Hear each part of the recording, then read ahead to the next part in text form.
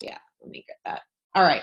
So I'm the owner and founder of achievewithathena.com. I am a certified personal trainer as well as a certified nutrition coach. And through my services that I offer through Achieve with Athena, I really specialize in helping time-strapped, hardworking, driven women take their current health and fitness to the next level so that they don't have to necessarily settle for things just being fine or have to settle for the status quo, and so that they can truly step into their best and most empowered selves. So something that I hear all the time from my clients and from women that I get to speak with on a daily basis as part of what I do for my job is I hear them say what I call a but statement. And so what this might look like is, I'm doing X, but I'm not doing Y and Z, or I'm doing A, B, and C, but here's all the reasons why I'm so far from where I want to be. Some examples of this might be, I'm exercising consistently, but I'm not eating as well as maybe I could be, or my nutrition needs a little TLC. Or I'm strength training pretty consistently, but I'm not confident that I'm getting the most bang for my buck. Am I doing things right? Is there more that I could be doing in the weight room? I eat my vegetables, but I'm not sure I'm getting the right amount of servings, and maybe I'm not getting enough protein as well. So you guys can kind of see there's like this side of it where it's like, here's what I am doing. I'm not totally on the struggle bus, but here's where I feel like there could be a gap, and I'm not really quite sure. Okay. I hear a lot too, like, I'm pretty happy with where I am right now, but I still compare myself to others, or really actually probably the most common one is I really, I work hard and I've come so far, but I still feel like I have a long way to go, or that I'm just not where I want to be. So whatever that is for you, and you guys, if this is resonating with you, or if you have questions as we go, feel free to raise your hand or put something in the chat box and I will open it up. But I don't know if you have your own particular, again, we'll call it the but statement. If you have your own particular but statement that you want to throw into the chat box so that I know where you're coming from tonight on here, then go ahead and do that, and I'll make sure that we address it by the end of the workshop, okay? But what I want you to acknowledge is that you are already doing some things really successfully. So I hope that you can recognize it. We are all so wired, right, as humans, to focus on whatever comes after that, that we forget to celebrate what we are already doing well. And this is a big piece of my whole coaching philosophy and my brand.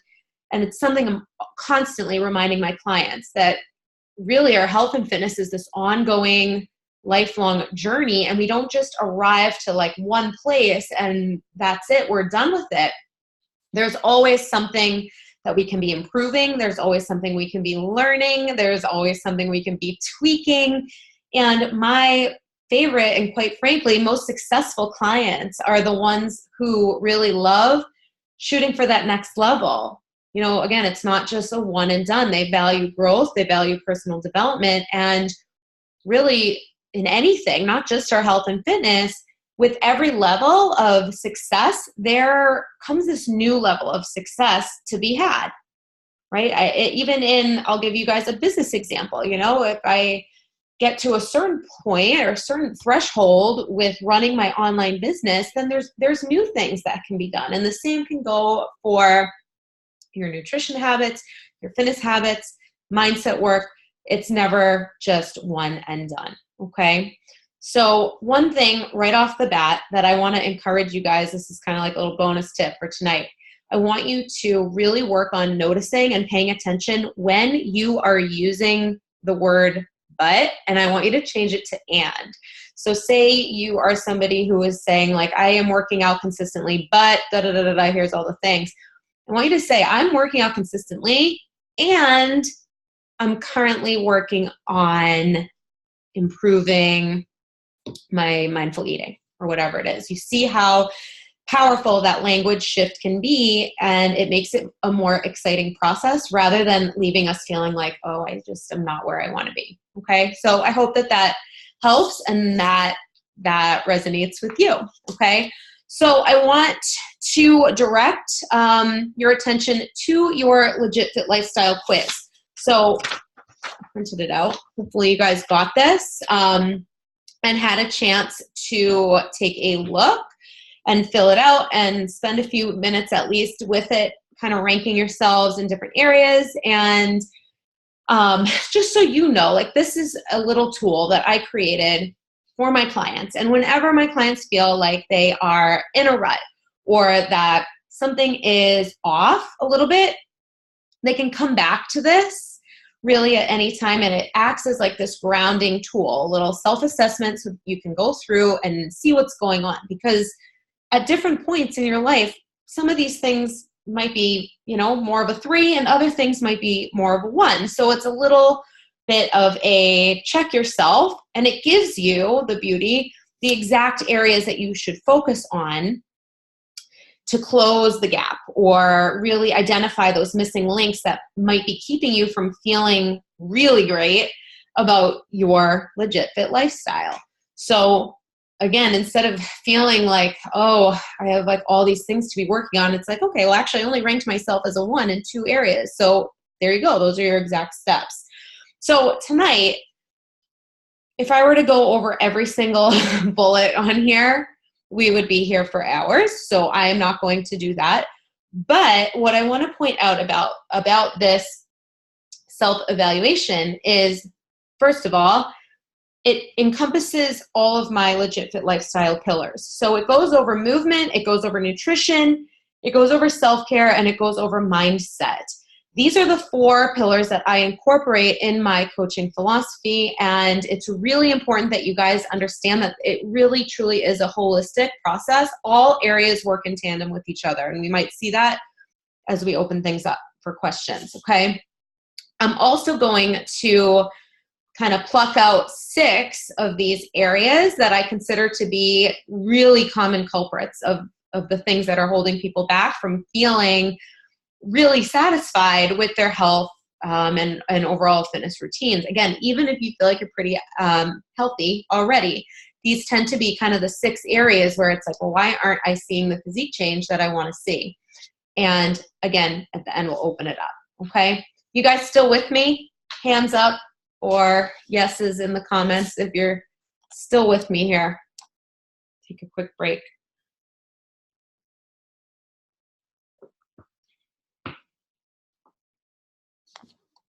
All right, great. Thank you guys. Awesome. So let's go into movement first. So a lot of times, guys, people feel like, you know, I'm active, but I'm not getting stronger, or I am not seeing the fat loss results that I want to see. So I want to draw your attention to the bullet that number 2 under movement that says I incorporate actual strength training into my exercise routine. Okay. Now, most women and most of my followers at this point know the importance of strength training already. So I'm not going to like get into all the benefits of it. I also am finding that a lot of people are using weights in some way. Maybe, I'm not sure where you guys are with this. I know Jen is lifting in the weight room. I know Fiona started some, strength training routines in the past year or so. So, I don't know where everybody is in terms of using weights as part of your fitness routine. However, I use the word actual in here very deliberately because not everybody is strength training as effectively as they could be for the results that they're trying to achieve. So here are some things that I commonly see. I often will see that women are not lifting enough. And I don't mean necessarily enough as in like enough days, like you need to be doing this 7 days a week. You can absolutely have an effective strength training repertoire with 2 strength training days a week. You don't have to be doing 7 days. What I mean by not lifting enough is not challenging yourself with the load that you're lifting. A lot of times women just underestimate how much we can do. And I'm sorry, ladies, but those 5 to 8 pound weights are not going to cut it. Sometimes your purse is weighing more than that. And if you can lug that around, you can be lifting with heavier weights. It doesn't necessarily mean you're jumping right into the heaviest loaded barbell, but are you really getting honest with yourself and continuously pushing yourself to lift a little bit more? Okay, a lot of people aren't lifting enough, especially if they are using weights only in a class setting where the weights only really can go up to a certain point for the class format. Okay, so that's kind of one thing that holds people back with their strength training. Now, the other thing there is that you might think that you're doing strength training and you're actually doing more cardio. So this one like blows a lot of people's mind. You might, again, be using weights in a class setting, right? But if you are moving quickly and it's like that HIIT style and you might be using weights, but your heart rate is like way up, you are doing cardio. And then if the next day you're spinning and the next day you're running and then you're back to another HIIT class, even if it's with weights, you're not getting any strength training in. Yes, you'll get some of the benefits of using weights, but it's not pure strength training, if that makes sense.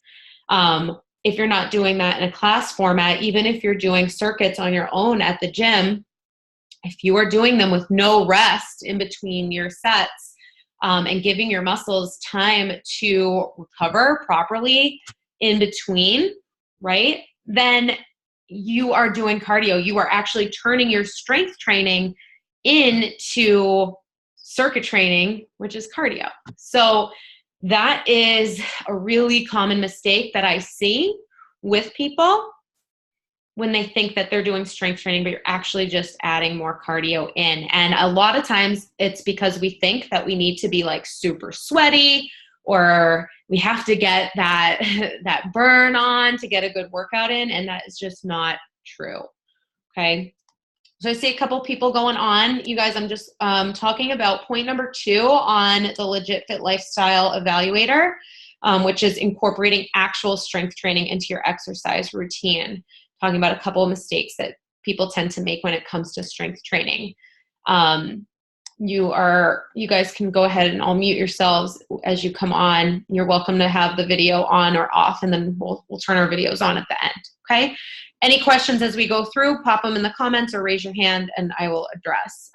Fiona, I see that you have your hand up. I don't know if you have a question or if that was an accident. Can pop that into the chat if you have a question. Okay, the other thing with the word actual, I incorporate actual strength training into the exercise routine, is with your strength training, you really should be following a program, not doing random workouts. When you do random workouts, there is a time and a place for that. And if you're just starting out, for example, and you need to just do something to start getting yourself into the habit of exercise, yes, that's a great example of when random workouts has its time and place. It gets you consistent, but it only gets you so far. Because after that, your body is not going to necessarily be following a very deliberate program that has progressive overload built into it. And so what do I mean by progressive overload? It means that you're doing the same movements week after week and trying to make something about those movements a little bit harder. That could be challenging your weight, right? The weights that you're using. It also could mean that you are, say, making something else about the move harder. So let's take a push-up. Maybe you start your push-up against a wall. From there, you're going to lower it so that your hands are on a bench instead of the wall. That is progressive overload because you're taking something about the move and making it more difficult. As you continue your workout program and you continue to do push-ups week after week, you might lower those hands from the bench to the floor, okay? If you are doing a squat, maybe you're starting with a bodyweight squat. Maybe then you're doing a squat with a weight goblet style. Then you're doing a squat with 2 weights in front of your shoulders, front loaded. Then from there, maybe we can add some barbell work in. Again, you're making something about the move harder, even if you're not necessarily adding weight. Maybe you're taking that squat and adding tempo. You're lowering down 3 counts, coming up 1. Tempo is a great example of something there. Elevation, I mentioned with the push-ups. You can do a lot of different things with single leg, single arm. So many ways you can add progressive overload, but you really need to be doing the same workouts week after week. Now, the question is, will I get bored with this, right? And the answer is that you can add your variety in on your cardio days or through your other like non-training movement. That's where you get variety. And then after your program, at least 4 bare minimum, preferably 8 weeks. Once those 8 weeks are up, then you go and you have a new program and you can add variety on the different variations there. You can be doing a spin class on another day that you're not doing your lifts, that sort of thing. Okay. So really, you guys, that not following a program or program hopping or only doing something for 2 weeks before you get shiny squirrel syndrome and you look somewhere else is so important. When I program for my clients that I work with, I program for that 8 weeks. And once that's up, we kind of assess where they are, what's working, what's not, what are the goals, how have they changed, and then we move on. All right. Any questions about that? Any of those strength training points? Can't see your faces, so I can't gauge how you're absorbing the information, but let me know what questions you have on that, okay? The other point that I want to make about movement, and again, for those of you who popped on in the last few minutes, I'm going to be going over just 6 of these points from the Legit Fit quiz tonight that I think are kind of the biggies. Okay, the other point I want to make about movement is the bullet about organizing your fitness with deliberate training cycles. And so what does that mean? We can't expect that we are going to be on all of the time, 365 days a year. So with that said, what I usually will recommend my clients too is kind of look at their year as a whole, knowing that things can change, but really try and identify when is your busy season at work. For example, if you are a teacher, it is probably not the smartest to be like embarking on a fat loss phase in September when things are going to be crazy, when you ramp back up for school start and parent-teacher conferences and all of that. Maybe once you're more into a set schedule and you're feeling a little more settled come maybe October, that would be maybe an area where you are in that fat loss phase and can put some more focus into something. Or same with if you're in that strength building phase, because certain phases, but depending on your goal, whether it's strength training, fat loss, muscle building, certain things are going to require some more time in the gym. So if you don't want to be in the gym all the time, maybe in the summer, for example, if you want to make the most of your outdoor time and spend your days, moving in the sun and hiking and kayaking and all of that, like that's probably not the time to be embarking on, building muscle to your max. So that would be maybe something you would want to save for February. So you can see how this is going to look different for everybody, kind of depending on not only your busy seasons of your own personal work and your own personal life, but also what your actual goals are. And so this is really something that when you plan it out deliberately, it allows for those fluctuations. And during those fluctuation times, that's when you can deload. That's where you can do those random workouts. And that's, again, where I said they have their time and their place. Okay. So I'm actually going to pause here, you guys. And I want to start a conversation. Did anybody have anything under movement that they wanted to bring up tonight? I'll start calling on people. So did anybody have anything they wanted to ask?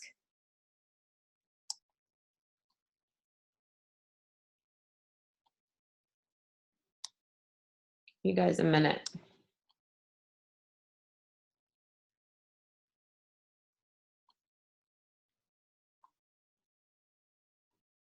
All right, let's go through here and let's see. Liz, I'm going to unmute you for a second. Okay, did you have anything under movement that stood out to you when you filled out your quiz? I don't think so. Okay. Any questions about what I was just going through? Nope. Okay. Awesome. Thank you. Kate, how about you? I would just say that my worst category was the one about getting in movement throughout the day instead of just one time during your designated workout, but I need to work on focusing on getting up more throughout the day. Okay. Yeah.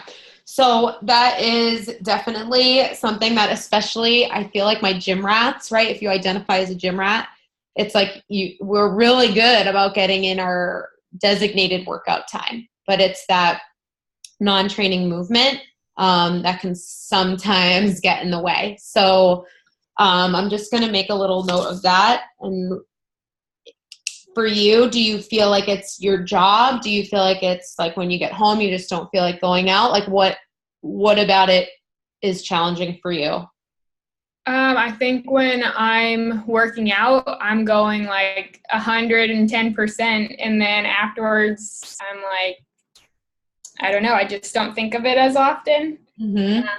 I think when the weather is nicer, this is one of those butt situations that you were talking about, but when it's cooler out during the day, it's easier for me to get up and get out, but I don't want to walk in the middle of, the hot sun in the summer. I don't know. Yeah, I totally get that. I mean, this morning I was out for a walk. I came back, I had to take a second shower. It was so hot. So definitely try and find ways that maybe at least, in the summer you can beat the heat as much as possible. If you're not getting outside, I don't know if your job has or where you work has maybe stairs that you could do inside in the AC.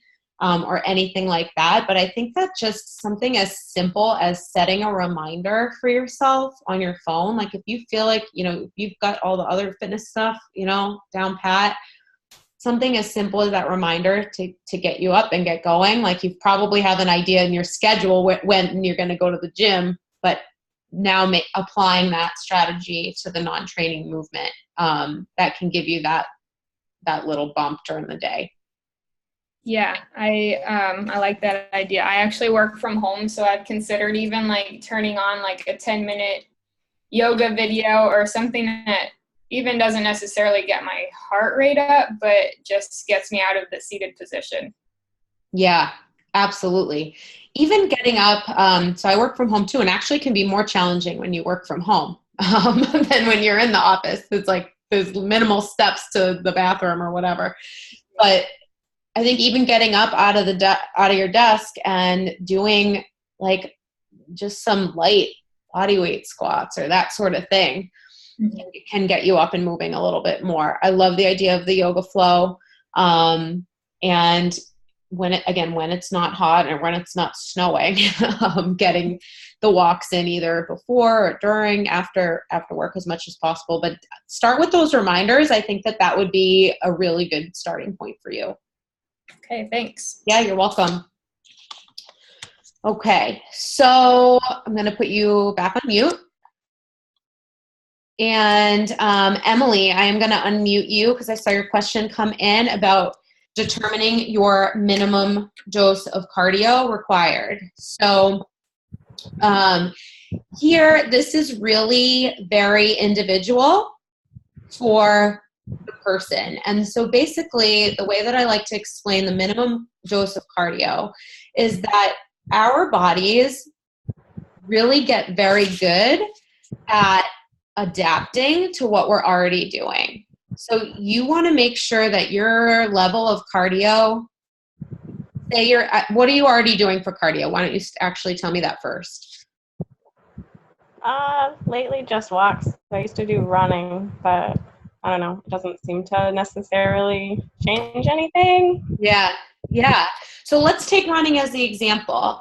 If you are running, let's just say, or if you were running 3 days a week for 30 minutes, our bodies are going to get really used to that pretty quickly, which is why a lot of people who are running will actually say, I don't feel like it's doing anything. That's very common. So what it happens is you're going to need to do more than 30 minutes 3 times a week of your cardio if you're running and doing it in that way to then see more results. And that is not realistic, because then you're going to need to do 45 minutes, or then you're going to need to do 4 or 5 days. And like, you see where that could actually be pretty detrimental. The other thing with that is that there's that threshold where if you're doing too much cardio, then you are going to start to have hunger. You're going to get ravenous, your increased appetite. A lot of, again, my gym rats, doing all crazy like HIIT classes every single day, are like, I'm hungry all the time. I don't know why. And I'm like, well, let's look at your classes that you're doing. So, you know, long story short here, to figure out your minimum cardio dose, it's what's going to be enough, just enough cardio for you. And this takes some testing out and playing with, that's going to get things moving in the right direction, combined with your strength training program without having to go overboard. So right now with the walking, you know, you aren't, I wouldn't say you're doing like a maximum amount that needs to come down. But you could consider adding maybe some HIIT stuff in there a couple times a week, like 2 days. Short and sweet is going to get you probably more results there with your strength training than just going for those runs like you were. Okay. Thank you. You're welcome. All right, guys, I'm going to move on. If anybody else had anything in that movement category, feel free to type it in, but let's move on to nutrition, okay? So, I actually brought notes with me tonight for you guys. A lot of the times with the nutrition, the but statement is that you're eating healthy foods, but you're unaware of, you know, maybe how much you're actually eating, and you are getting either too much or too little, probably, of certain macronutrients being your protein, your carbs, and your fat. And so this actually speaks to several of the nutrition bullets on your quiz, probably some of these first few. All right, so something that I do with my clients is we'll do a short-term food log or food tracking. And you guys know I'm not about tracking long-term as a strategy. Like, nobody wants to be tracking what they eat for the rest of their life. That is not the goal. The goal when I do it is to track with more purpose, for that awareness, rather than tracking to like stay within a calorie count. Although I guess, you know, that's essentially what we're doing, but we're not tracking the calories themselves. So it's just more to get that eye-opening feel for what we're actually putting in our bodies, okay? An example of this, I just shared today on social media, my client Jen. And she was somebody who was eating pretty healthy already. She wasn't like eating a ton of potato chips or like going to McDonald's, not a lot of processed food in her diet at all. But when we took a look at her food log, she was like, whoa, I had no idea I actually wasn't getting enough vegetables at all. You know, she was probably getting maybe 2 to 3 servings a day, and we really want to be aiming for like 5 to 6. So one of the things I was able to help her with was coming up with tangible ways that she could get to that 5 to 6 serving point with her vegetables, but she just had no idea. She thought that she was getting more than she actually was. So that's one example. Another example I wanted to share with you guys has to do with protein. I would say 99.9% of women that I start with and we go through the tracking, we realize that we're actually not getting as much protein as we think either. And so even if you guys are getting protein at every meal, it still might not be enough, and you have to get creative with where you can add that in. And this is really where having that extra set of eyes can help. With protein, I will say, another little culprit is that a lot of people are counting things as protein that aren't really. So peanut butter, huge common culprit here. Peanut butter, yes, it has some like higher protein than other things in it, but it is a fat. It is not your protein. If you're having a piece of toast with peanut butter on it, you are having a carb and a fat. You're not getting a high quality protein source in there. Same with beans. For vegetarians, this is a little different, but if you are not a vegetarian, your beans should count as your carb content. So a lot of times, again, it's just more of like that awareness that you're like, oh my gosh, I'm actually not getting what I thought. Or maybe you're eating actually too little. Maybe you are like eyeballing some portions and you're like way off on what you thought it was. Maybe you are overeating what are traditionally known as healthy foods. So your avocado, your nuts, your dried fruit, your oatmeal, your granola bars. These are things, you guys, that are not like, I mean, nothing is inherently bad for us, but these are things that are labeled as health foods, right? So if you are having, let's just say yogurt with some nuts and fruit in the morning, and then you're having like a bar that's primarily nuts and seeds, and then you're putting some nuts on your salad, like you're getting a shit ton of nuts. And that's going to be, even though a really, good fat source, it is going to still be high calorie. And so if fat loss is the goal and you're kind of pushing yourself outside of that calorie deficit, that could be something that is just one reason why you might not be seeing the results that you want to see. Okay. So I hope that makes sense.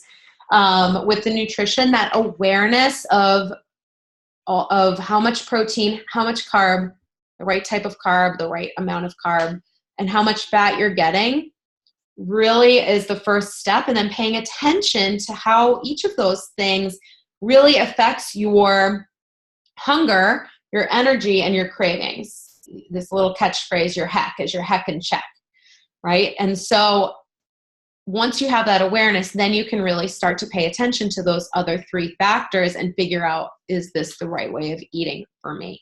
Okay. The second thing with the nutrition side that I wanted to talk about is the bullet about, actually 2 bullets on this. I eat my food slowly and I'm able to stop when I'm full, as well as aware of my hunger cues and eat mindfully with control. So a lot of times, again, going back to the whole concept of the but statement that we were talking about at the beginning, I eat healthy, but not necessarily mindfully. Okay. This is where not only being aware of what you eat, but how you eat is so crucial for your long-term success. So the key here is to figure out, what does any struggle with mindful eating look like for you? Because there's a few different ways that, or a few different buckets that this could fall into. So one thing is, eating mindfully. Well, first of all, it's like one of those things everyone always says, but no one really defines it, right? But are you eating while rushed or distracted almost all of the time? If so, you need to figure out the strategies for that piece of mindful eating. Maybe you want to try pacing yourself with the slowest eater in the room or at the table. Maybe you want to treat your eating like a fine wine tasting and try and observe what you like about the taste and the smell and the texture of the food. Okay, maybe you're putting your fork down between bites so that you can have a sip of water and just wait and ask yourself some questions, some what I call mindful eating questions, and assess your level of hunger and fullness as you go. If you're doing this as you drive, first of all, that's not that safe, but if you're doing this as you are watching TV and with Instagram on and you're scrolling through, like, you're not paying attention necessarily to what you're eating. Okay, so that is not being very mindful. Like, that's just one facet of mindfulness. Maybe for you, your mindful eating, it's more that you're using food as a numbing out mechanism. Some people use online shopping. Some people use wine. Other people, will use whatever. But food is so common. And so for you, do you eat healthy and do you eat mindfully all day long? And if your portions and macros are kind of all in check, but then come night time, you are using food to kind of numb out, that's a different category of mindfulness than, say, eating in a rushed or distracted pace is. And so you would need to use strategies for the numbing out piece rather than the rushing and distracted piece. And it's really figuring out how you can address what you are numbing out from. Another facet of mindful eating is, are you giving into social pressure or FOMO, fear of missing out, that sort of stuff? And then your mindfulness goes right out the window. Then it's more about figuring out how to navigate social settings still in a mindful way. So you can see where this concept of mindful eating is so broad and it's so different for everybody. And that's really where, again, the awareness of what it is for you, but then the practicing of the tools for your specific scenario is going to come into play. And when I say practice, you guys, I don't mean like one day or 1 week and then you say it's not working. This truly is a practice day in, day out. It's not something that you master in 1 day, 1 week, 1 month. It's ongoing and eventually just does become more automated and effortless. Okay. So questions on this? I know I just threw a lot at you. Give you guys a sec.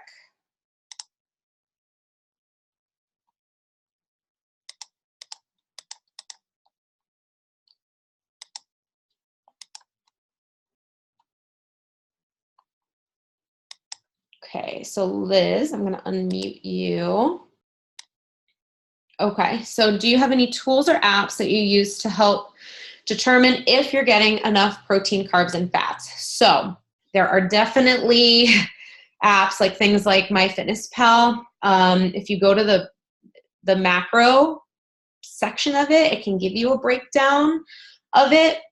My technique and my philosophy is actually that's, and I think a lot of people that come from kind of this like dieting background don't necessarily love to track in an app, and this is different for everybody, because it almost reflects dieting too much, you know, or if you came from like Weight Watchers or something like that, where you had to just like write down every single little point.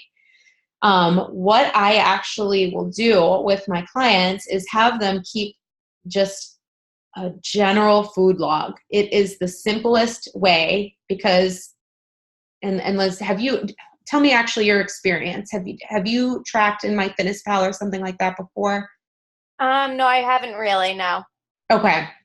So, you know, you might want to test it out, but what I find happens is that then it's like, oh, this is getting too burdensome. I forgot to add it in, that sort of thing.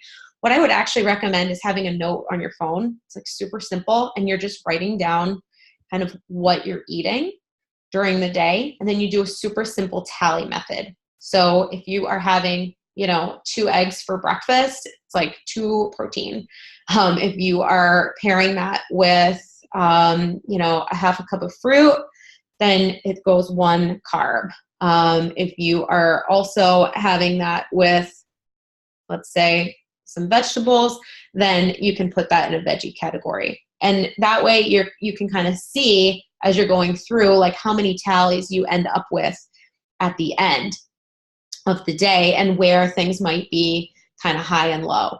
But, you know, that is something that for you, I would want to know, you know, your starting point and all of that. And we could go through that together. In MyFitnessPal, you could definitely input like your weight and your target and all of that. I'd probably say that is probably the most commonly used app. But for you, what I would say, and for anyone, is figure out if that is causing you more stress or if you need something more simple to just get your awareness of where things might be high and low. What question, do you have any other questions around that? Nope, that's it.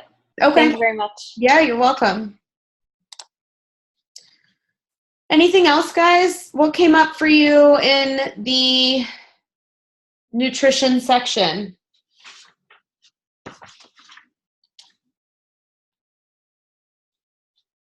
Did anybody rank themselves as a 1 in any area?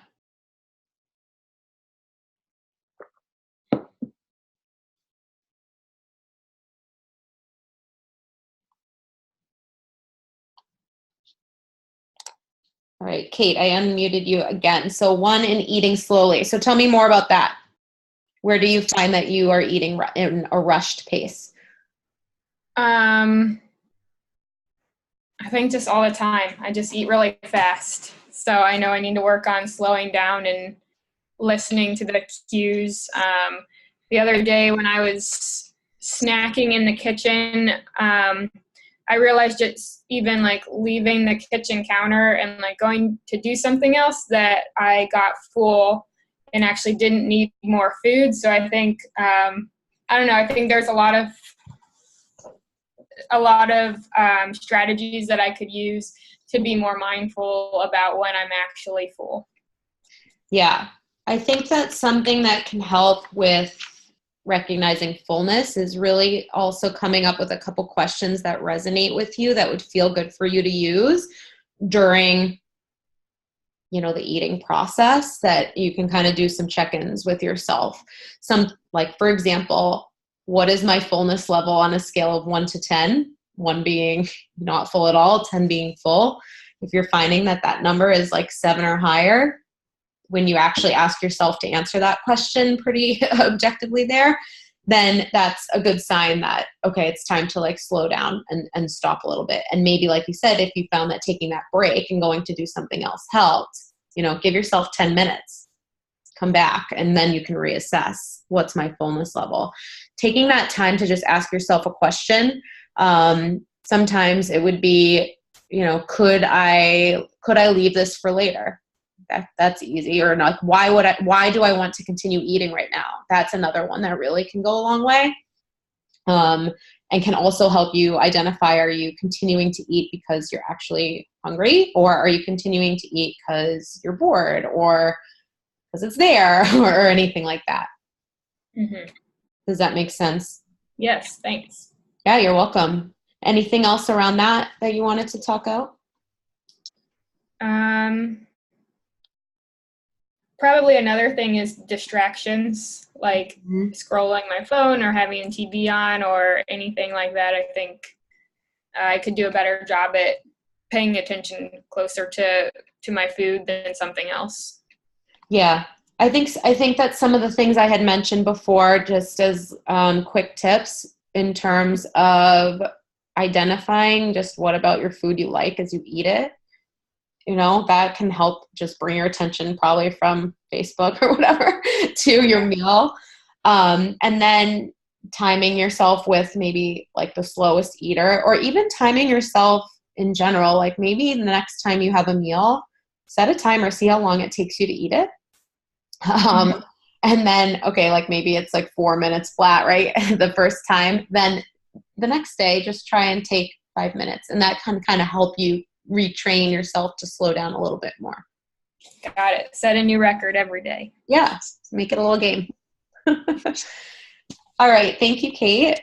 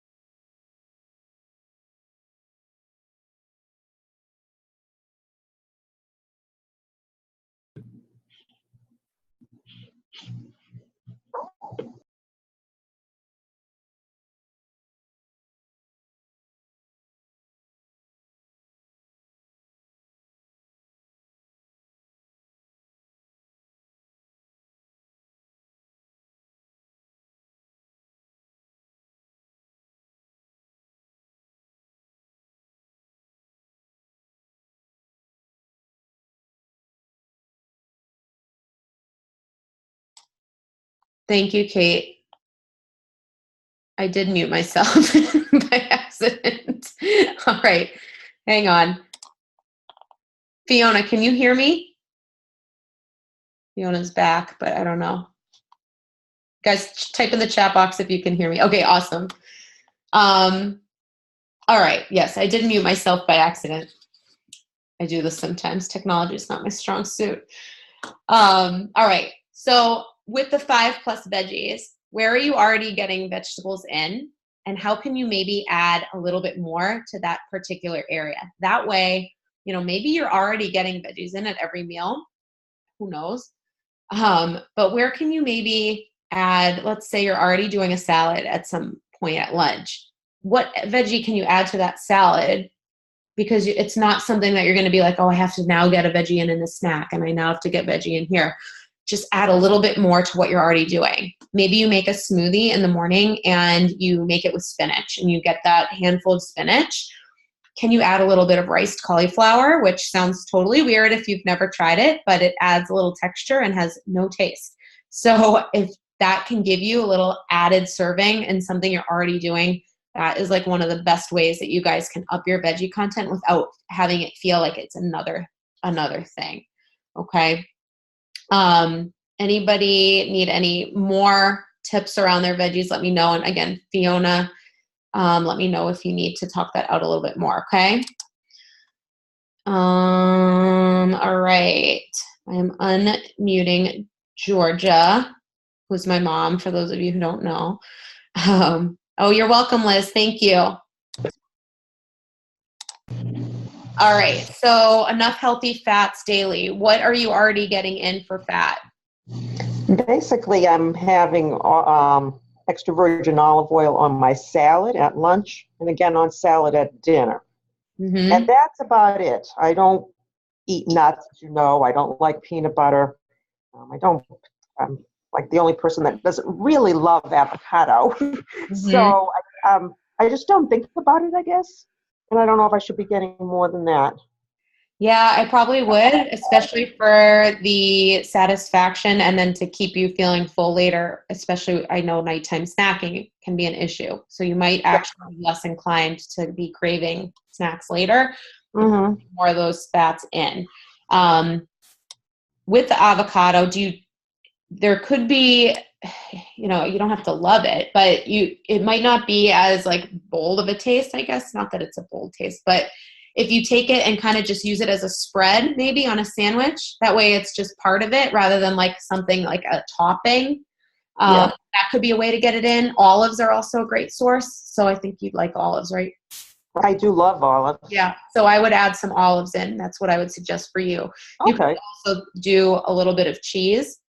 It's not like the I do eat cheese. Yeah, it's like the healthiest fat source, so I wouldn't put it on like everything, but pick maybe one meal to add a little of that in, and that'll add, a little bit of that fat content, get you that satisfaction factor and the satiation for later. Okay. So how many servings do you think is good? 3 or more? Or 3 or 4? I would stick to about 3. 3. Okay. Yeah, as a starting point. So here's where it's very individual. If you're finding that like you're still super hungry, like maybe you are somebody that needs a little bit more. If you're finding that you're not making progress, that would be an area that you would adjust on the way down. Mm-hmm. It's just a starting point and a general guideline. Okay, thank you. You're welcome. All right, I'm gonna mute you again instead of myself. All right, guys, let's move on to the self-care and the mindset side of things, okay? So the 2 areas I wanted to address here to round out our 6. The first is sleep and stress. I'm kind of going to talk about in the same category. So these are 2 areas that are so overlooked. They're just not as fun to talk about as like, what should I eat? And how many reps and sets should I do in the gym? They're just, not that sexy, right? So the thing is that if you feel like you are doing all the right things and you truly are in the movement and the nutrition categories, likely something about sleep and stress is off. And the reason is that both of these things have such a direct impact on our hormones. Let's take sleep, for example. When we are short on sleep, and I'm sure you can think of the last time that you didn't get enough sleep, you're probably super snacky the next day, or you're just craving more comfort foods than normal. And it's because your hunger hormone is going right up and your fullness hormone is going right down. And you're just also not going to be able to make as mindful of a decision because you're not well rested and you're not thinking with a clear head. So you can see if that's happening, how that might also trickle into your workouts, right? You won't be fueled correctly for your workouts, and then it's like a vicious cycle. Same thing with stress. If we have high levels of cortisol in the body, like if we're also doing workouts that are super intense, like balls to the wall, then we are going to be actually adding added stress to the body, because the body doesn't necessarily differentiate stress from stress, like different types. So that's where we really need to be honest with ourselves about how much stress do we have going on, and is the most high intensity workout going to be the most beneficial at that point in our lives. Okay. Both of these things, again, have such a big impact. And the other thing is that if we're not eating or working out properly for our own bodies, that can create, again, even more stress. So a huge example of this is if you come from a dieting path and you've kind of been on up, down, up, down, up, down, that creates this level of stress in your body that is crazy.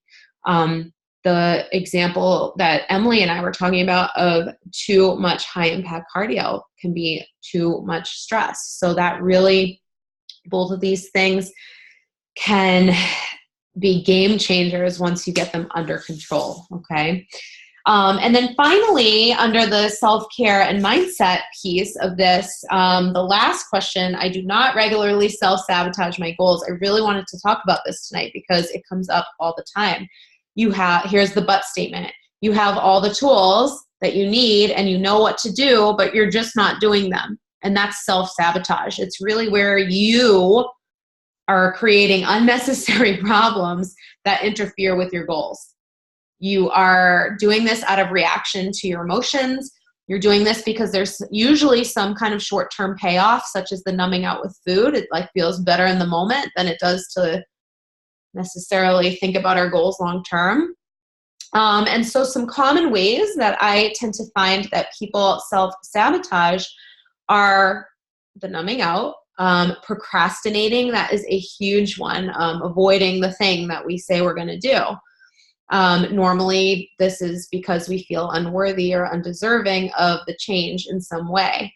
Not showing up for ourselves, not prioritizing ourselves, whether that be, I'll just use the example, like signing up for something like this and then not showing up for yourself for it. Or, you're constantly committing to going to the class and then you just don't go, or whatever it might be, your workout. And then of course, quitting. I mean, that's the easiest way to never reach our goals if we're constantly quitting. And the thing with self-sabotage, you guys, is that there's always some kind of limiting belief behind the self-sabotaging act. So it's really important that you take the time to deconstruct what that limiting belief is. So actually, before you deconstruct it, you have to be aware of what it is, and then deconstruct it to figure out how it's holding you back, and then what you're going to do to retrain your brain and moving forward. And a lot of the common reasons why we have these self-sabotaging ways is because we have fear of success, which might sound crazy, but it's like, what will me changing mean for my life? How will the people around me react? What will be different? It's that unknown, right? It's also that what comes up a lot is a fear of failure, especially for my perfectionists. We don't want to look bad. We don't want to fail. So what we do is we stay right here. And if we just continue to self-sabotage, it's like, well, now we have a reason why we didn't meet our goal, rather than say that we actually tried 100% and failed. Like, it's crazy, but this is true. And I have been guilty of this myself so many times. So I hope you guys know, I'm right here with you. I understand. There's been plenty of times, even in my business, where I'm like, well, if I just don't put 100% effort in, then if I don't get the results that I want, I can just say it's because I was too busy or didn't I hope you see the example there. We don't want to have this failure. So we kind of set the bar here. And that's the form of self-sabotage. And so really getting to the thought or the belief that's behind your self-sabotaging behavior is so important. And you guys, let's be honest, nobody does this step on their own. It's hard. It's uncomfortable. If we're stressed and we think we don't have time anyways, we're not going to do it. That's where it can really be helpful to have that coach feedback and that accountability and support in guiding you through breaking down what your limiting beliefs and self-sabotaging behaviors are. Another example I wanted to give you guys with the whole perfectionist thing is not really appreciating like how far you have come on your journey and always focusing on how far you still have to go. It's almost like nothing can be good enough because perfect doesn't exist. But it's like we feel like, oh, I just am never going to get here. I'm never going to get there. I got so far to go. And this kind of goes back full circle to how we started tonight.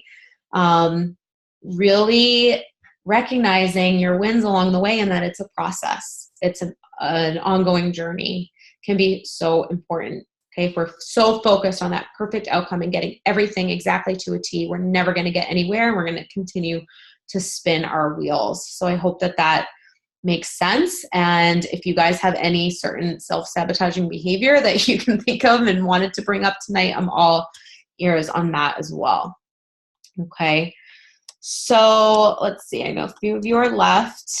I wanted to open it up for you guys to ask any other questions you have. I know I didn't really save all the questions to the end. It just felt better to kind of open it up as we were going through each section. Did anybody have anything under the self-care and mindset stuff, especially on the points I just spoke about, that you wanted to bring up?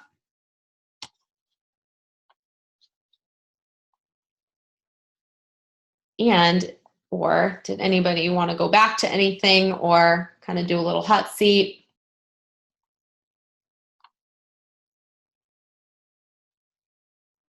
Let me see. Emily, I'm going to unmute you. Did you have anything besides your question on cardio that you wanted to talk out tonight? Not off the top of my head, but I think the self-sabotage thing was eye-opening.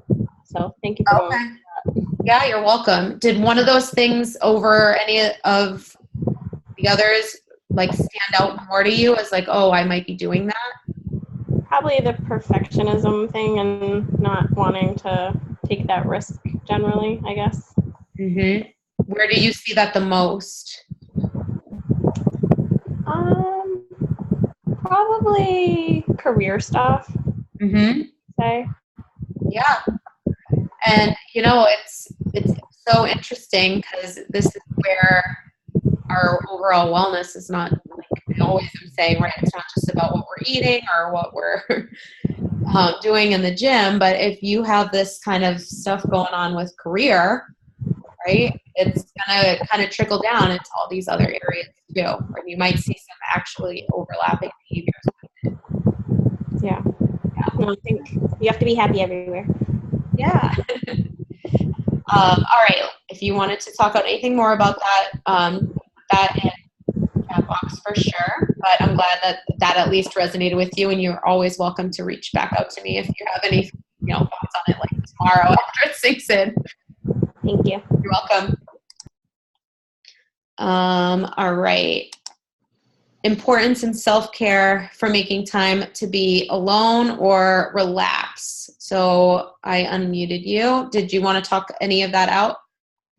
Well, I just wanted to say that how important that became to me to consciously put that into my week, even if I try to do it every day.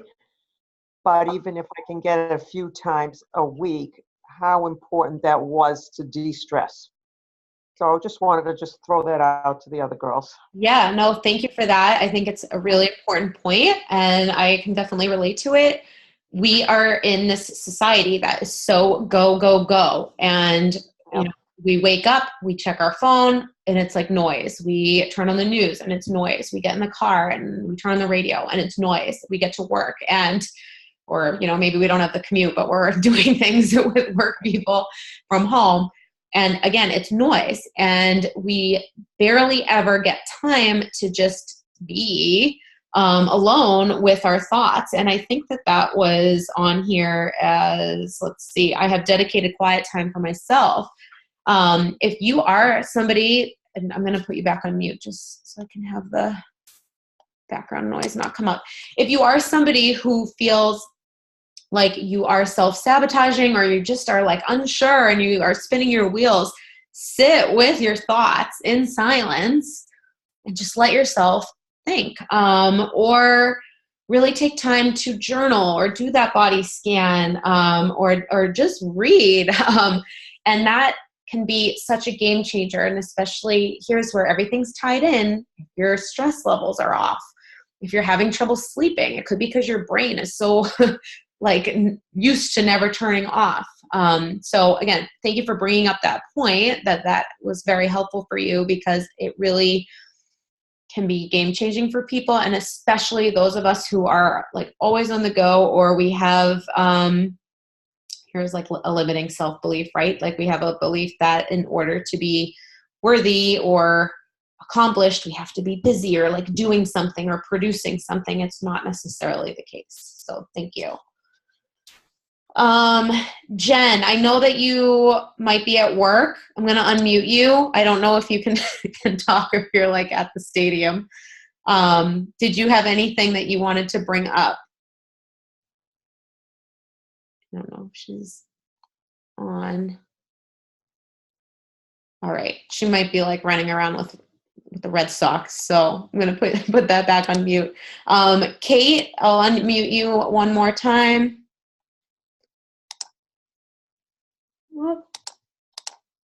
All right. Did you have anything else that stood out to you that you wanted to ask about?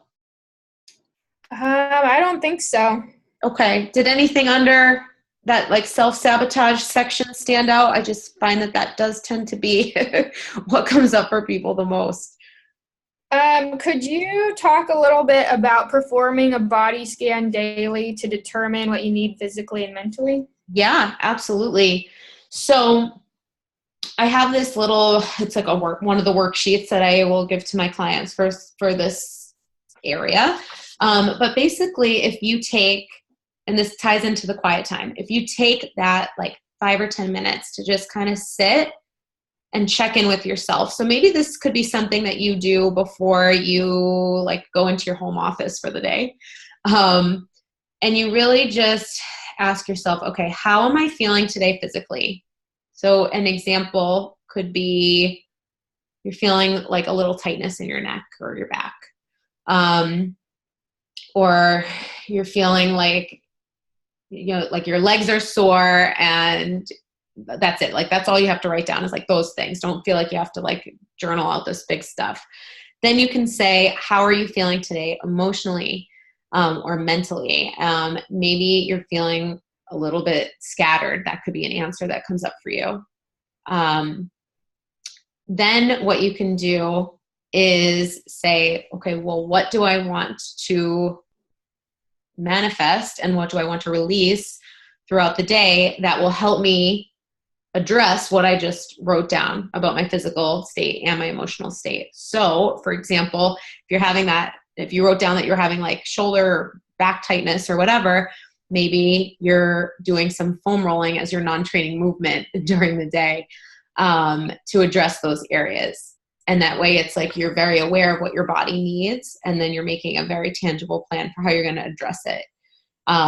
Maybe if it's that your legs are sore, you are going to actually say that what you need today is to audible your original workout plan of, going to an intense spin class, and you're going to go for a long leisure walk instead and flip your schedule around and allow that to be okay, to do maybe the spin class or lift the next day instead. Does that make sense? Yeah, thanks. You're welcome. And like for the emotional or mental side of it, if you had written down, okay, today I'm feeling scattered, what are you going to do in the day to feel a little more focused? So maybe that's a little meditation. Maybe the walk actually can address both of those things at the same time. There's no right or wrong. It's just that gives you that space and that quiet time to really address it for you. Okay. So hopefully that helps. Yeah. Awesome. All right. Put you back on mute. Okay, guys. Anybody else have anything? I just wanted to, again, thank you guys for your time. Again, this is the first time that I am doing more of this workshop style. And if you found it helpful or have any feedback, I would love for you to go ahead and, message me afterwards about it. That would mean a lot to me. I will be sending out the replay so that if you came on late or want to go back to a certain thing that I said, you couldn't remember it, then you can. And I also want to just remind you guys that there's so much here. So don't try and tackle it all at once. There's 10 things in each section, and there's so many sub pieces to each section. Really try and pinpoint your areas that you feel are going to be the most game-changing. Come up with that plan. And if you feel like one of your missing links is that accountability piece or is that support piece, or you just want that extra set of eyes to help guide these questions as they come up. Are you getting enough fat? How do you know if you're getting the minimum amount of cardio that your body needs? How can you get those movement breaks in? Just to use your examples, if you need that extra set of eyes, as many of you know, my last coaching spots for 2019 are currently open for application. This would be to get onboarded for the week of August 19th and run straight through until basically right before my maternity leave. I'm not going to be opening up private coaching again until February 2020 after my maternity leave. And so if you've ever even been curious, you guys, let's just hop on a call. My style is not to be sleazy and salesy.